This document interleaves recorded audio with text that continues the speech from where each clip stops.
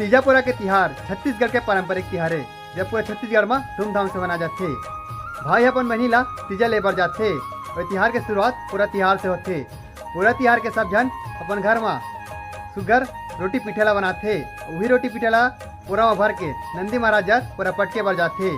पूरा पटके बर जब होती जाते ना होती अपन सखी सहेली से बहुत दिन बाद मिल के खुशी मनाते और खेल कूद खेल के आनंद उठाते। लड़का मन नंदी बैला ला एती ओती भारी दौड़ाते।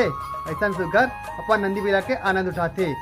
फिर पूरा तिहार के 3 दिन बाद आते तीजा और तीजा के पहले दिन मना जाते करू भात ला खा के सब तिहारी मन अगले दिन अपन पति भर निर्जला तीजा उपवास ल रहे।